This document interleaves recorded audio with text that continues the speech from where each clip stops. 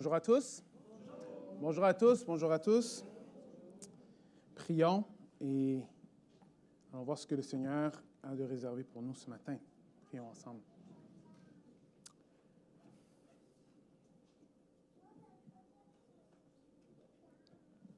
Notre Père, on te glorifie ce matin. On prend le temps, Seigneur, pour reconnaître que tu es Dieu.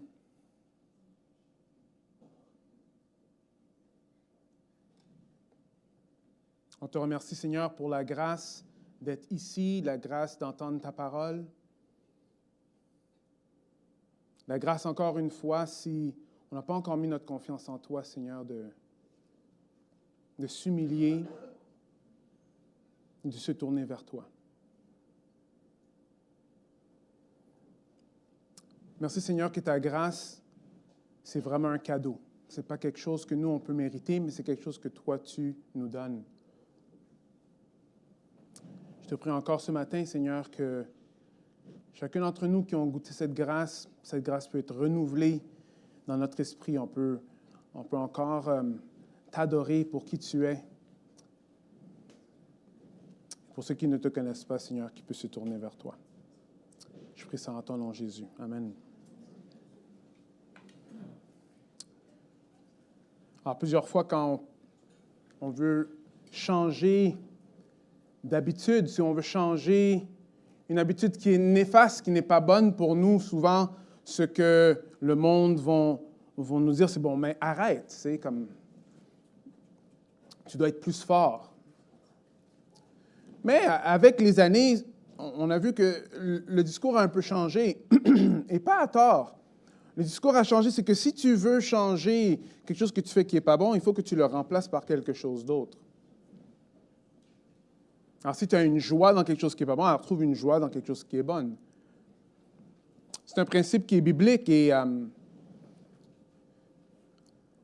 je pense que c'est très pertinent aujourd'hui, particulièrement avec le sujet de quoi qu'on va parler aujourd'hui. Aujourd'hui, on va parler que la joie des enfants de Dieu triomphe du monde. Comment avoir la victoire dans ce monde? Comment avoir la victoire sur le péché dans un monde où est-ce qu'on est bombardé à droite et à gauche de plein d'autres options? Comment garder notre focus juste sur le Seigneur? Comment triompher? Et je crois que l'apôtre Jean nous montre ça très, très clairement aujourd'hui dans notre passage. On va rentrer directement dans le passage. 1 Jean 5, 1 à 5.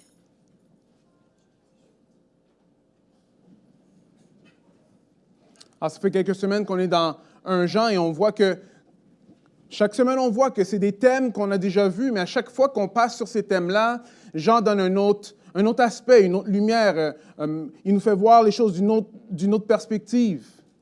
Et encore aujourd'hui, on va frapper beaucoup des thèmes qu'on a déjà frappés, mais encore avec un autre angle qui nous aide, dans le fond, à comprendre comment suivre Christ. Parce qu'ici, il y avait des faux docteurs qui étaient en train d'enseigner des choses qui n'étaient pas vraies. Et Jean, il veut que les personnes qui prennent cette lettre-là comprennent ce qui est vrai, comment suivre. Au début, je ne sais pas si vous vous rappelez, au début de la série, je vous ai dit, oui, mais lire Jean, ça va rentrer dedans. Oui, parce que c'est beaucoup de questions de diagnostic. Si tu veux vraiment savoir si tu suis le Seigneur, c'est quoi les caractéristiques? On va dire ceci dans le chapitre 5, versets 1 à 5. « Quiconque croit que Jésus est le Christ est né de Dieu. Et quiconque aime celui qui l'a engendré aime aussi celui qui a été né de lui. À ceci, nous reconnaissons que nous aimons les enfants de Dieu, quand nous aimons Dieu et que nous pratiquons ses commandements. Car l'amour de Dieu consiste à garder ses commandements. Et ces commandements ne sont pas pénibles. Parce que tout ce qui est né de Dieu triomphe du monde. Et voici la victoire qui triomphe du monde, notre foi. Alors, qui est celui qui triomphe du monde? Sinon celui qui croit que Jésus-Christ est le Fils de Dieu. La joie des enfants de Dieu triomphe du monde. C'est important de comprendre ça, parce que où est-ce que notre joie va être? Dans le fond, c'est ça on va poursuivre. On poursuit plein de choses qui nous donnent de la joie. Même si c'est peut-être des heures et des heures à juste faire ça sur notre téléphone, on le fait parce que ça nous donne un genre de joie. Maintenant, est-ce qu'il y a des joies beaucoup plus profondes que ça? Je vous garantis que oui. Mais ici, on voit que la joie, où est-ce que ta joie est? Qu'est-ce qui fait battre ton cœur? Qu'est-ce qui, dans le fond, te fait adorer? On va faire la différence entre si tu triomphes du monde ou tu vas juste suivre ce que le monde t'offre. Alors, en 3 sections, la nouvelle naissance fait de nous des enfants de Dieu. Les enfants de Dieu trouvent leur joie dans ses commandements et la joie dans ses commandements donne la victoire sur la joie du monde. Alors, commençons. Première chose, c'est la nouvelle naissance fait de nous des enfants de Dieu. Si vous voyez comment ça commence, ça dit « Quiconque croit que Jésus-Christ est né de Dieu, est né de Dieu. Et quiconque aime celui qui l'a engendré, aussi celui qui l'a engendré aime aussi celui, c'est parce que Siri vient juste de monter, je m'excuse, aime aussi celui qui est né de lui. » Ici, je ne sais pas si vous voyez, mais vous voyez qu'il y a des temps de verbes, c'est important, les temps de verbes. Avec le temps, j'ai appris. Quand j'étais à l'école, je pensais pas que c'était important, mais c'est important. Alors, quiconque croit, right, que Jésus est le Christ. Quiconque croit. Alors, ça, c'est au présent, right? Alors, il est né de Dieu dans le passé. Alors, on comprend que est né, c'est quelque chose qui se passe dans le passé. Et croire, c'est quelque chose qui se passe dans le présent. Pourquoi c'est important de comprendre ça? C'est parce que la nouvelle naissance, ça précède la foi.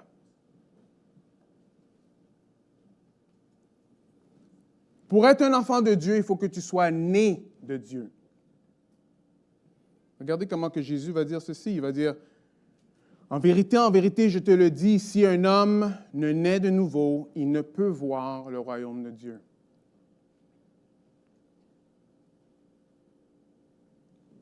Il faut que tu sois né de nouveau. Dieu doit te faire naître de nouveau. Question très rapide, très simple. Qu'est-ce que toi tu as fait pour être né ici, dans ce monde?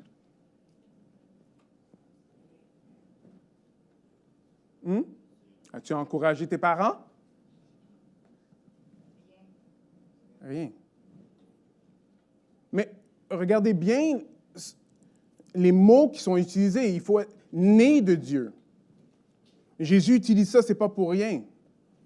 Parce qu'il veut qu'on voit cette image-là. Il veut qu'on comprenne que être un enfant de Dieu, c'est quelque chose que Dieu, lui, il crée. Ce n'est pas quelque chose qui vient de nous. C'est quelque chose qui vient de lui.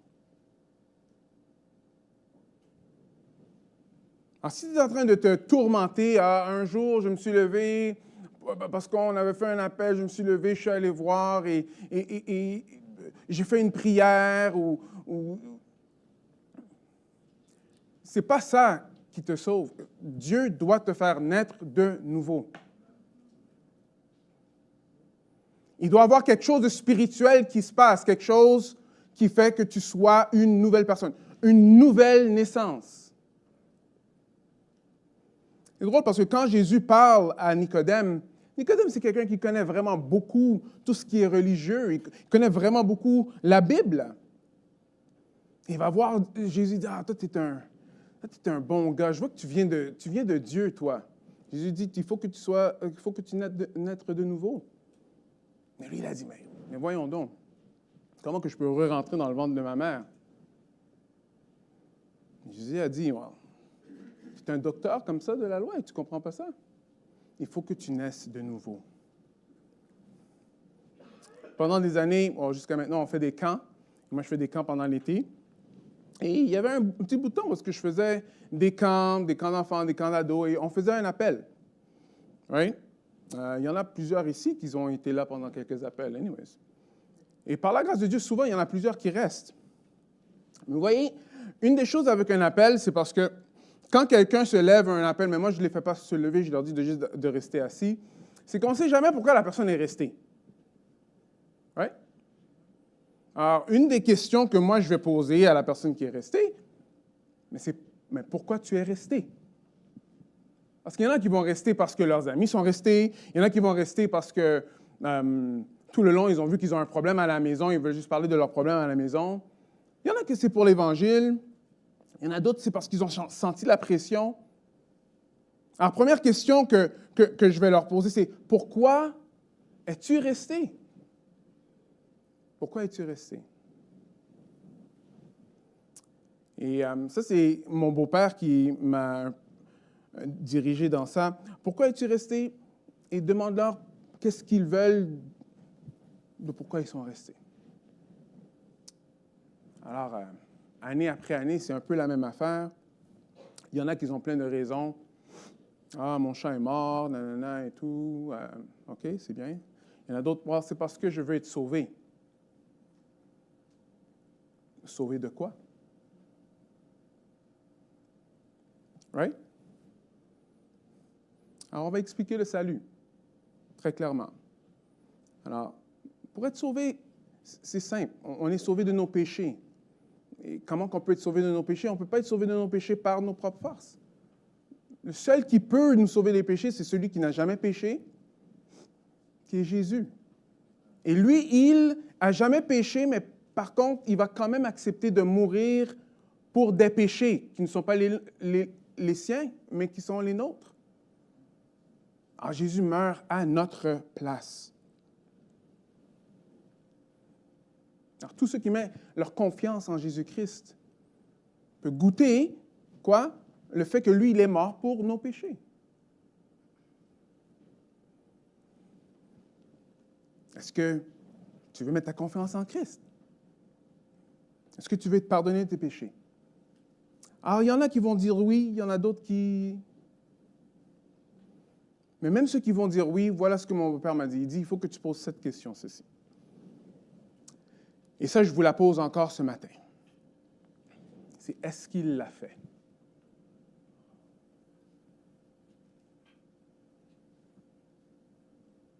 Jésus pardonne des péchés. Jésus, il meurt pour les péchés des pécheurs. Tous ceux qui mettent leur confiance en lui ont la vie éternelle. Et ils sont pardonnés. Ils sont nés de nouveau. Et la question, c'est ceci. Est-ce qu'il a pardonné tes péchés? Est-ce qu'il l'a fait?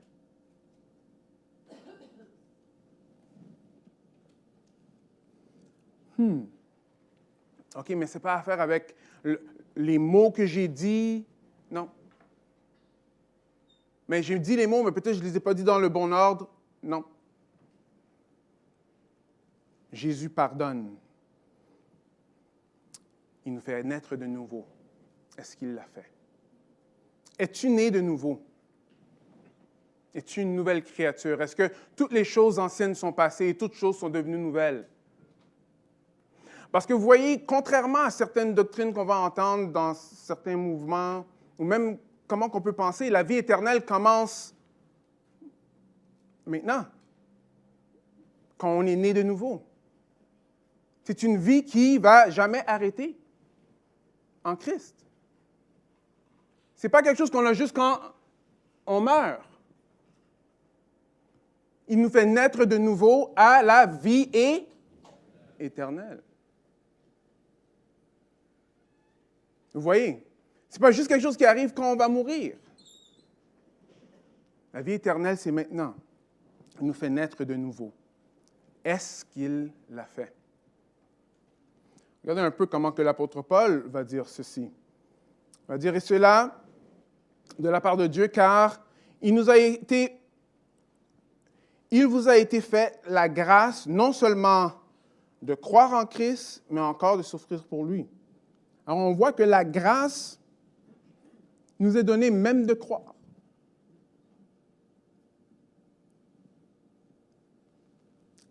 Tite va dire ceci, « Il nous a sauvés, et il ne l'a pas fait à cause des actes de justice que nous aurions pu accomplir, mais conformément à sa compassion, à travers le bain de la nouvelle naissance et le renouvellement du Saint-Esprit. » C'est parce qu'il faut un miracle.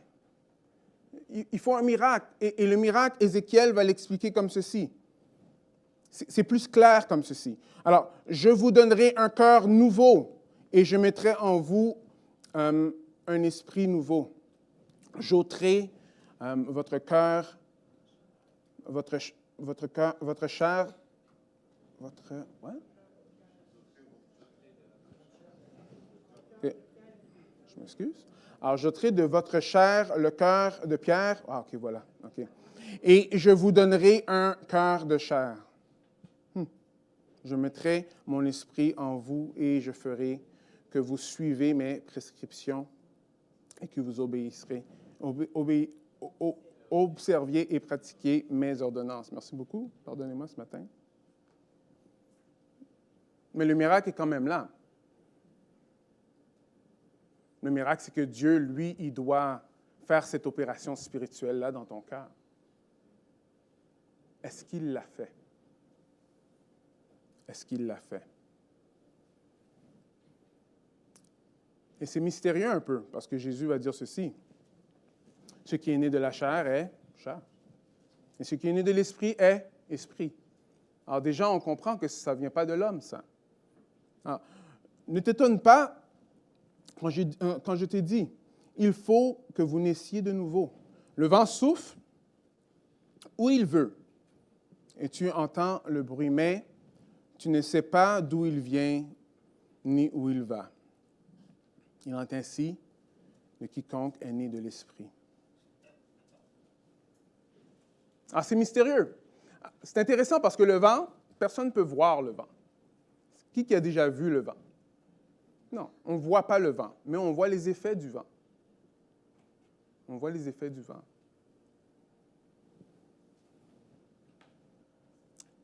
Et Jésus fait le lien avec l'Esprit. Il dit l'Esprit Saint, on ne voit pas l'Esprit Saint, mais on voit les effets de l'Esprit Saint. Est-ce qu'il l'a fait? Est-ce qu'il l'a fait? Vous savez, frères et sœurs et amis, c'est la question la plus importante de ta vie, de savoir si tu es né de nouveau. Je veux qu'on comprenne très bien là. Je ne suis pas en train de dire qu'il faut suivre un mouvement religieux. Je dis qu'il faut être né de nouveau. Je ne suis pas en train de dire qu'il faut savoir plein de choses dans la Bible. Il faut que tu sois né de nouveau. Il faut que Dieu ait opéré ce miracle-là dans ta vie. Et si ce n'est pas fait, mets-toi à genoux et tourne-toi vers lui. Prie-le de faire ce miracle-là dans ta vie. Ça nous fait penser aussi aux personnes autour de nous qui ne connaissent pas Christ. Est-ce que ça va être nos arguments? Est-ce que ça va être la façon qu'on va agir? Dieu peut utiliser tout ça, mais rappelez-vous que c'est Dieu qui opère. Ce cœur-là, c'est lui qui change, c'est lui qui transforme, c'est lui qui fait le miracle. Alors ça nous met à genoux pour prier pour eux, afin que Dieu puisse faire grâce. N'est-ce pas? Il faut que tu naisses de nouveau. Il faut que tu naisses de nouveau. Alors, on retourne dans le texte. Alors, quiconque croit que Christ est né de Dieu, non, quiconque croit que Jésus est le Christ est né de Dieu. OK, il faut que je le lise là. OK. Et quiconque aime celui qui l'a engendré, c'est-à-dire qui aime Dieu, aime aussi celui qui est né de lui. À ceci, nous reconnaissons que nous aimons les enfants de Dieu quand nous aimons Dieu et que nous pratiquons ses commandements. Alors, non seulement qu'ici, il a expliqué que, OK, si tu es sauvé, tu es né de Dieu, mais là, encore une fois, le vent, on peut voir les effets du vent, On peut voir les effets de l'esprit. Et la première chose qu'ici, dans ce texte-là, il va dire que tu aimes les enfants de Dieu. Tu aimes ceux qui sont aussi nés de Dieu. Si tu veux savoir si tu es né de Dieu, est-ce que tu aimes l'Église? Est-ce que tu aimes les chrétiens? Est-ce que tu aimes ceux que Dieu a sauvés? C'est très fort et on sait que ce n'est pas la première fois que Jean en parle. Il continue à rentrer le clou pour nous dire très clairement que ceux qui sont nés de Dieu aiment les enfants de Dieu. Des fois, on va essayer de court-circuiter ça, essayer de bypasser ça pour aller, OK, il faut juste aller aimer les non-chrétiens. Oui, il faut aimer les non-chrétiens. C'est dans la Bible. Mais c'est très clair et c'est très répété que les chrétiens aiment les chrétiens. Est-ce que nous, on peut contrôler tout l'état du christianisme à travers le monde entier? Non, mais on peut commencer ici par l'Église locale.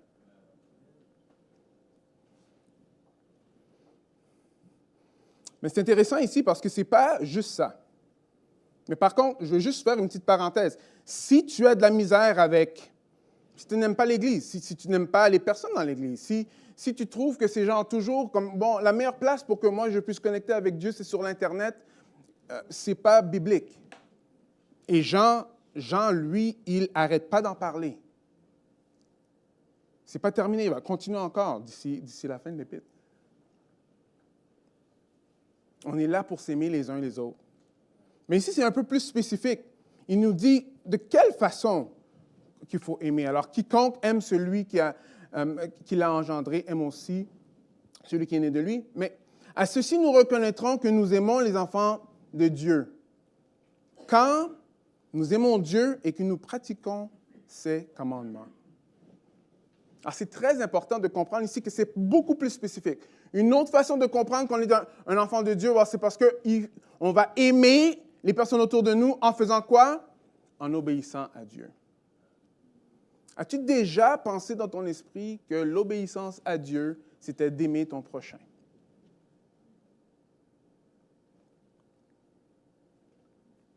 On pense obéir à Dieu, c'est juste d'aller s'asseoir et écouter ou peut-être passer ou leur dire quelque chose de gentil. Ça, c'est bon aussi. Mais ici, Jean est très spécifiquement en train de dire que pour aimer notre prochain, obéissons à Dieu. Obéissons à Dieu. Paul va dire ceci, hein? Tu ne commettras pas d'adultère, tu ne commettras pas de meurtre, tu ne commettras pas de vol, ouais? Tu ne convoiteras pas, on voit tout ça. Et tout autre commandement se résume dans cette parole. Tu aimeras ton prochain comme toi-même. L'amour ne fait pas de mal à son prochain. L'amour est donc l'accomplissement de la loi. Encore une fois, qu'est-ce qui garde l'Église ensemble? Qu'est-ce qui garde les chrétiens ensemble? C'est de suivre l'Esprit. L'Esprit nous amène à quoi? À nous aimer les uns les autres. Alors, on doit faire toujours attention à notre propre sanctification, notre propre vie devant Christ. Parce qu'en obéissant à Dieu, on aime les autres autour de nous. Alors ici, c'est un peu plus facile parce que ça, c'est la majorité des péchés qui sont là, ils sont relationnels. Mais vous voyez que Paul dit « et tout autre commandement ». Parce qu'une erreur qu'on fait, là, c'est qu'on pense que les péchés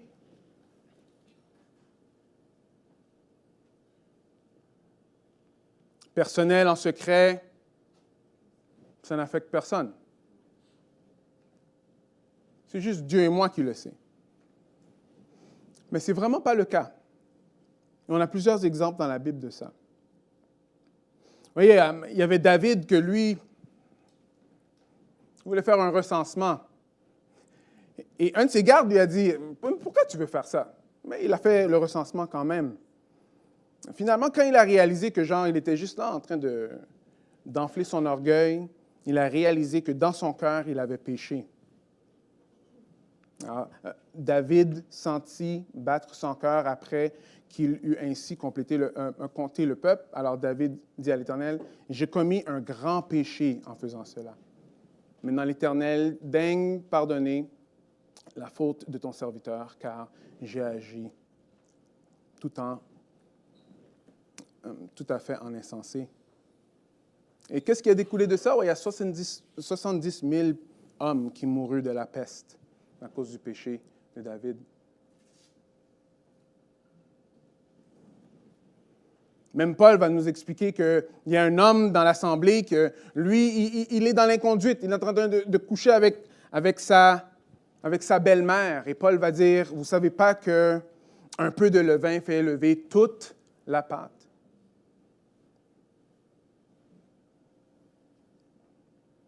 Si tu veux aimer ton prochain, on est tous appelés à marcher dans la sainteté, à s'attacher à l'Esprit. Ne pas nous laisser vautrer dans le péché. Aimer son prochain, ici, ça passe par aimer Dieu. Par aimer Dieu. On ne veut pas être comme quelqu'un que peut-être que vous allez reconnaître parce que son nom est sur l'écran, mais on ne veut pas dire, mais suis-je le gardien de mon frère? Vous savez qui a dit ça, right? Caïn.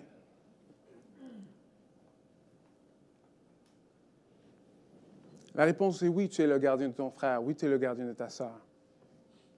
Qu'est-ce que ça veut dire plus concrètement dans nos vies? Ça veut dire que oui, on doit prendre soin les uns des autres. On est appelés à s'aimer les uns les autres. Pourquoi? Parce que c'est comme ça que les désirs des enfants de Dieu sont. Ils veulent aimer les uns les autres. Alors, la famille est allée au Brésil. Pas seulement la famille, mais d'autres personnes dans l'Assemblée, comme M. Tony. Ils sont allés chez une personne, je ne me rappelle pas son nom. Mario. Je ne connais pas Mario. Je ne l'ai jamais rencontré de ma vie. Mais sur FaceTime, il était là. Et il ne l'a pas dit dans ces mots, mais ce qu'il voulait dire, c'est que je prends soin de ta famille. Mais je ne connais pas qui ce monsieur-là est. Tout ce que je sais, c'est qu'il aime Jésus et il aime les personnes qui aiment Jésus. Amen. Vous reconnaîtrez que vous êtes mes disciples par l'amour que vous avez les uns pour les autres. L'enfant de Dieu aime les enfants de Dieu. Faites attention à tout ce qui est contre-Église. C'est contre-biblique. Est-ce que dans l'Église, on va se faire blesser? Probablement. Est-ce que vous allez rencontrer du monde qui sont pas du monde? Probablement. Non, on est des pécheurs, c'est sûr. Est-ce que vous êtes dans des situations oui. Est-ce que... Oui. Est-ce qu'il y a l'Esprit de Dieu dans l'Église? Oui. Est-ce qu'il y a le pardon dans l'Église? Oui. Est-ce que nous, on a été aimés d'un amour qui fait en sorte qu'on peut s'aimer les uns les autres? Oui. Alors, la joie des enfants de Dieu triomphe du monde. Triomphe du monde. OK. Deuxième chose. Les enfants de Dieu trouvent leur joie dans ses commandements. Right? Alors, je ne sais pas si vous vous rappelez dans le texte. On continue. Alors, quiconque croit en Jésus, croit que Jésus est le Christ, est né de Dieu. On va un peu plus bas, ça veut dire « car l'amour de Dieu consiste à garder ses commandements, et ses commandements ne sont pas pénibles. » Ces commandements ne sont pas pénibles. Depuis les premiers jours de ma vie chrétienne, les premières choses que n'importe qui autour de moi voulait dire, c'est comme genre, mais voyons donc, tu vas vraiment commencer à suivre toutes ces affaires-là? Tu vas suivre la Bible? C'est pas pénible, ça? Tu sais? Et avec le temps, ça va un peu changer. Ils vont dire, wow, toi, tu dois suivre ci, tu dois faire ça. Right? Mais c'est intéressant, quand on est né de nouveau, c'est plus on doit, c'est qu'on veut. On veut parce que ça devient notre vie, ça devient notre boussole, ça devient notre nourriture, ça devient ce qui nous nourrit. Ça devient, qu'est-ce qui fait notre joie? Alors, les commandements de Dieu ne sont pas pénibles. Par contre, plusieurs chrétiens trouvent ça pénible. C'est drôle. Bof. Plusieurs qui se disent chrétiens. Parce qu'ici, Jean est très clairement en train d'expliquer que ceux qui sont nés de nouveau, ils ne trouvent pas ça pénible. J'aimerais passer avec peut-être quelques objections que quelqu'un pourrait avoir, mais c'est parce que ce n'est pas facile. Je dis oui, je suis d'accord avec toi. Mais des fois, on va voir les choses d'une certaine façon. Souvent, on va essayer de suivre la Bible sans Christ, sans Jésus.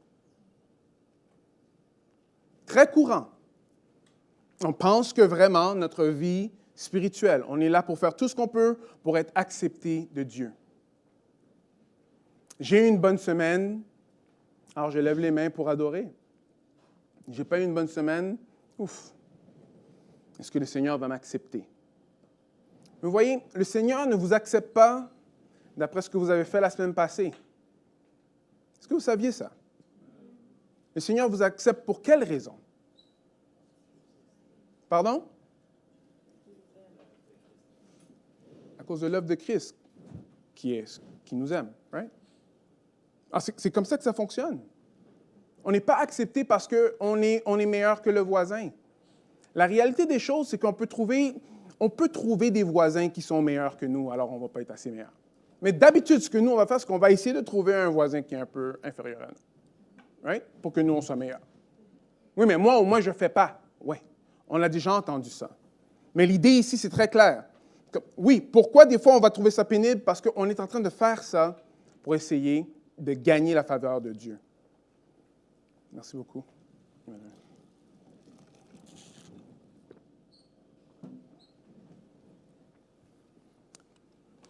Deuxième raison pourquoi on trouve ça pénible des fois. De ce que plusieurs pensent que suivre la parole de Dieu est un obstacle à ta joie. Hein? C'est bien plus joyeux de faire ce que j'ai à faire. S'il faut que je suis ça, là, ma joie va être enlevée. Mais ça, c'est un mensonge. C'est un mensonge et c'est un mensonge qu'on a déjà entendu. Vous savez c'est qui a dit ce mensonge-là? Mais Dieu sait que le jour où vous en mangerez, vos yeux s'ouvriront et que vous serez comme des dieux qui connaissent le bien et le mal. Monsieur Satan lui-même. Non, mange le fruit. C'est Dieu qui veut. Dieu veut juste être un obstacle à ta joie. Il veut te bloquer d'être joyeux. Mais ce n'est pas vrai. C'est un mensonge. Vous voyez, Dieu a créé les cieux et la terre. Lui, il sait que c'est vraiment en suivant le manuel de comment il a fait les choses qu'on va vraiment avoir la vraie joie. La vraie joie, c'est de connaître Dieu. La seule façon que tu peux connaître Dieu, c'est à travers la Bible. Pas de livre religieux, à travers la Bible. Parce que c'est à travers la Bible que le Fils de Dieu est venu mourir sur la croix pour toi. Alors, si tu vois que suivre la Bible, c'est vraiment l'obstacle à ta joie, ce qui arrive, c'est que, dans le fond, être chrétien, c'est d'être dans une prison. C'est très pénible, right? Et la dernière chose que je vois que souvent c'est un obstacle à la joie, c'est que mais c'est impossible à atteindre toutes ces choses-là.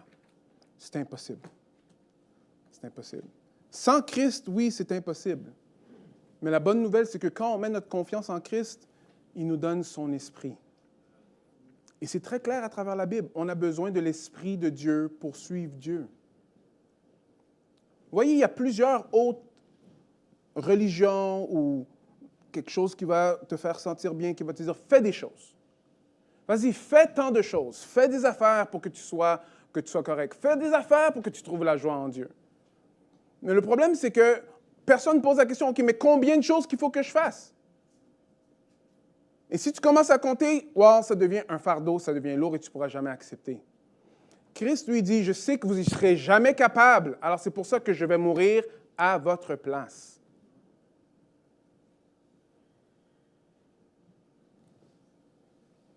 Es-tu un enfant de Dieu? Est-ce qu'il l'a fait? Mais ici, ce qu'on voit, c'est qu'un enfant de Dieu ne va pas trouver les commandements de Dieu pénibles. Il va dire des choses comme ceci. Je me réjouis en suivant tes statuts, comme si je possède des richesses. On va dire ceci. Conduis-moi dans les sentiers de tes commandements, car j'y prends quoi? Plaisir. Il va dire des affaires comme ça. Si ta loi n'avait fait mes délices, j'aurais alors péri dans mon malheur. Je n'oublierai jamais tes statuts, car par eux, tu me fais vivre. Right? Tes préceptes sont toujours mon héritage, car ils sont la joie de mon cœur. J'incline mon cœur à pratiquer tes prescriptions, toujours jusqu'à la fin. Si vous voulez lire le psaume 119, c'est rempli de juste ça. Un peu plus long. Alors, tes préceptes sont merveilleux. C'est pourquoi mon âme les garde. La révélation de tes paroles, ils éclairent. Elles donnent de l'intelligence aux simples. J'ouvre la bouche et je soupire, car je suis avide de tes commandements. Tourne-toi vers moi et fais-moi grâce selon les coutumes à l'égard de tous ceux qui aiment ton nom. Affermis mes pas dans ta promesse et ne laisse aucune injustice dominer sur moi. Vous voyez ici, le psalmiste nous montre que la loi de Dieu, les commandements de Dieu, c'est un délice. C'est un délice. Alors, c'est pour ça qu'on vous encourage souvent d'aller prendre le temps, creuser dans la parole de Dieu. Apprenez plus à propos de Dieu, parce que c'est là que vous allez trouver le trésor, c'est là que vous allez trouver le délice, c'est là que vous allez trouver votre joie, parce que votre joie est juste en Dieu. La réalité des choses, c'est qu'il y a plusieurs d'entre nous, on vit vraiment beaucoup de choses très difficiles.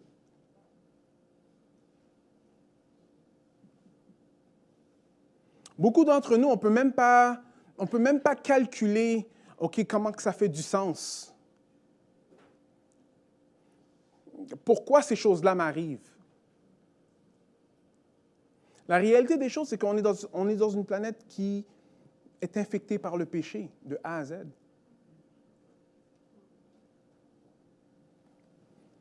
Qu'est-ce que Dieu lui dit? Dieu s'offre lui-même à toi. Il s'offre lui-même à toi. Et c'est intéressant parce que ce que j'aime avec le psalmiste, c'est que ce n'est pas juste « Ah, well, j'aime les commandements de Dieu, j'aime les... » Non, c'est à travers la misère, à travers les attaques, à travers le fait que le monde veut le tuer, à travers la détresse.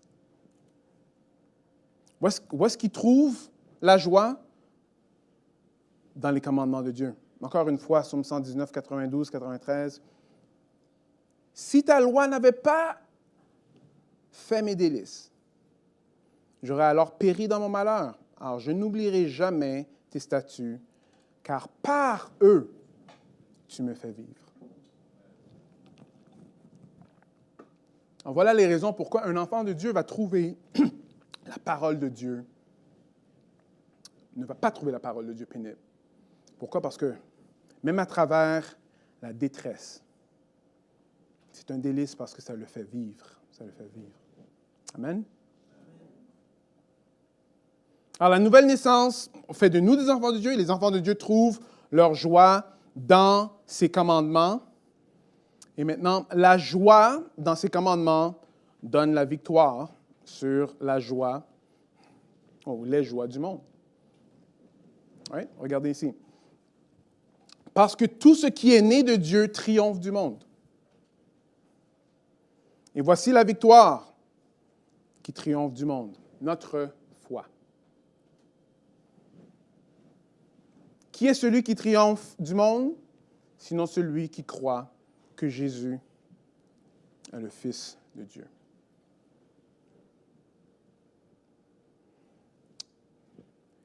Alors ici, quand on lit, il faut vraiment faire attention parce qu'il faut comprendre les mots. Parce que quand ici on va lire « Ah, voici la victoire qui triomphe du monde, notre foi », si on ne comprend pas bien foi, on ne va pas comprendre le passage. Parce que si tu prends la définition de foi qui veut dire ma religion, parmi tant d'autres religions, ben, ça ne fit plus. Right? Alors la victoire qui triomphe du monde, c'est ma religion chrétienne. C'est pas ça. Mais si foi pour toi, ça veut dire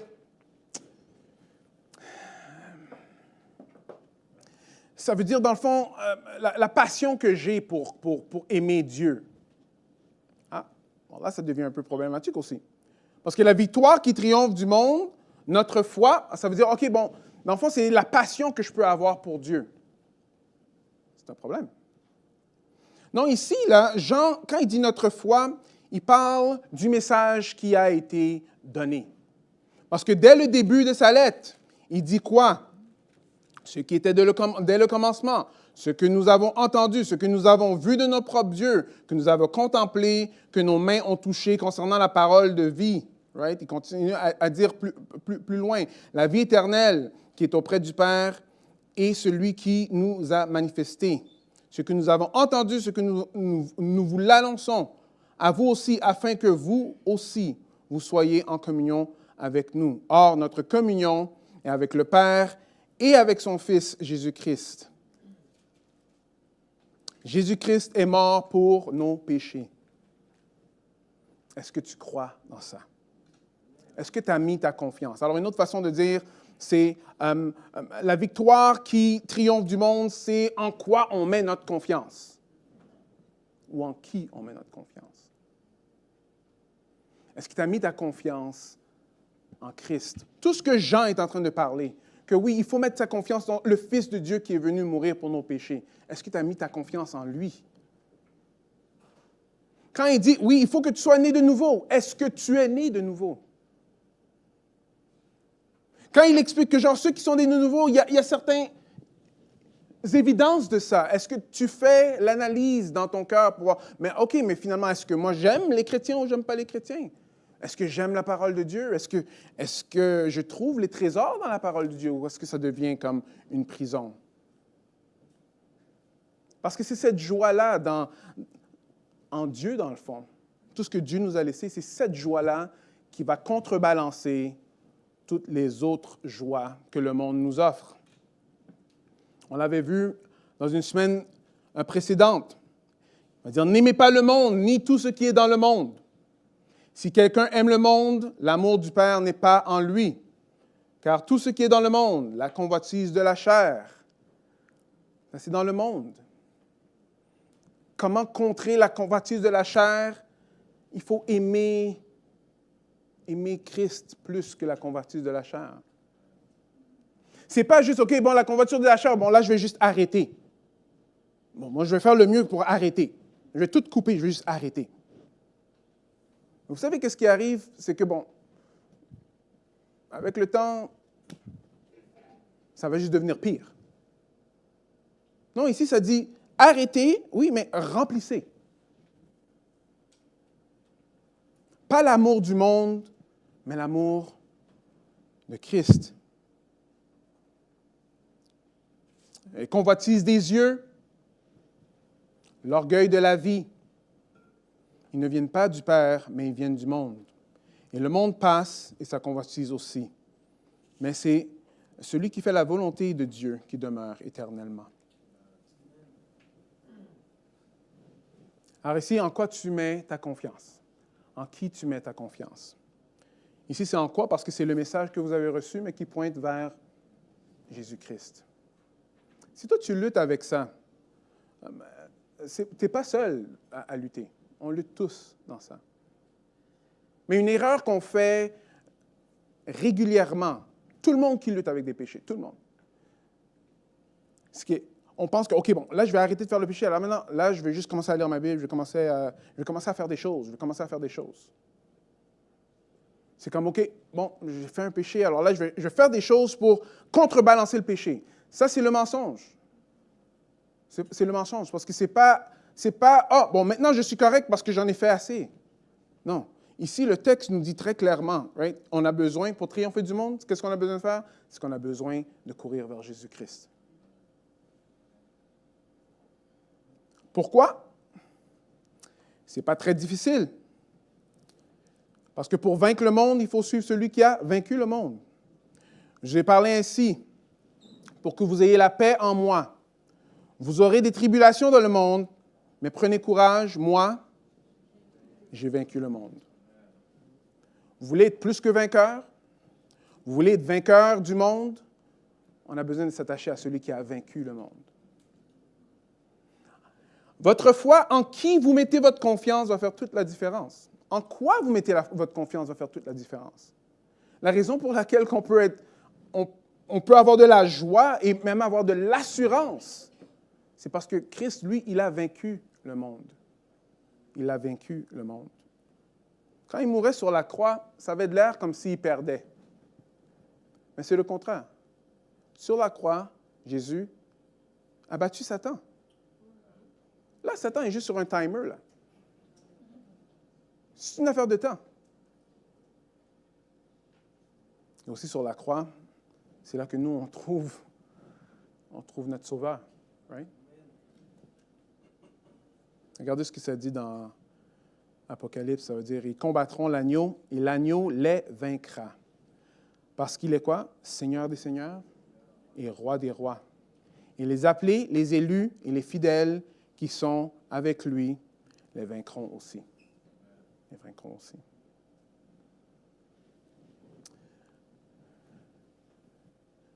Alors, c'est par la foi en ce que Jésus-Christ a fait qu'on a la victoire. J'ai 3 sauveteurs chez nous. Cool. Ce sont des sauveteurs nationaux. Si vous coulez dans l'eau, peut-être qu'ils seront capables de vous sauver, je ne sais pas, mais peut-être. Ils vont essayer au moins. Hein? On sera en bonne main. En tout cas, si c'est moi qui y va, ce qui va se passer, c'est qu'on va être 2 personnes qui se noient.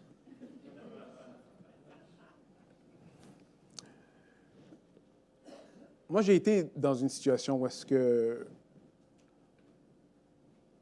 c'était une noyade. Et il y a quelque chose qui est intéressant, parce que dans une noyade, tu peux être le plus fort possible là, que tu peux. Tu peux être fort, tu peux avoir la force que tu veux. Quand tu es en train de te noyer, tu vas couler quand même. Vous me suivez?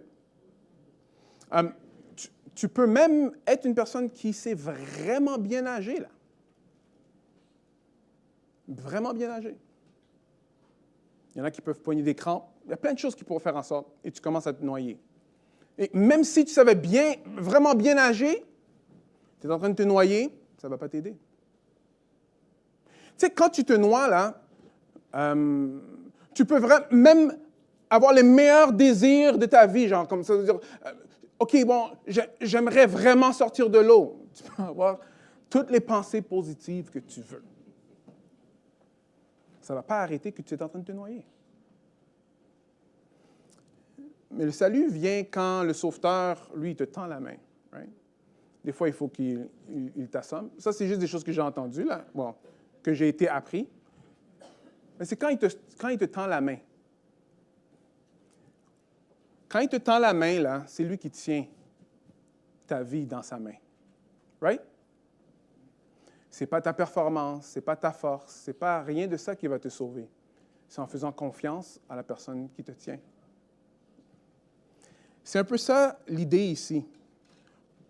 Dans le monde, on peut être en train de se noyer. Mais pour être capable de triompher du monde, il faut qu'on s'attache à celui qui a vaincu le monde. Le sauveteur de notre vie, qui est Jésus-Christ. Jésus-Christ, il veut te prendre.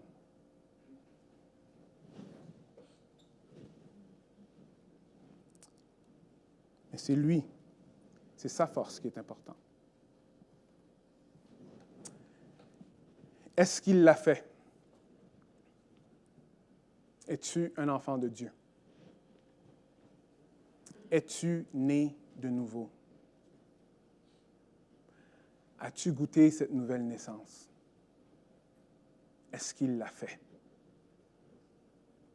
Ça, c'est vraiment la question la plus importante que tu vas jamais entendre de ta vie. Alors oui, on se rappelle que la nouvelle naissance, c'est ça qui fait un enfant de Dieu. Right? Les enfants de Dieu trouvent leur joie dans ses commandements. La joie, et la joie de ses commandements donne la victoire sur les joies du monde. J'aimerais prier pour chacun d'entre nous et pour ceux qui voudraient peut-être se reconsacrer ou même mettre leur confiance en Christ, demander pardon. On a tous besoin de prier les uns pour les autres, parce que ce combat-là, c'est pour tout le monde. C'est pour tout le monde, ce combat. Prions ensemble.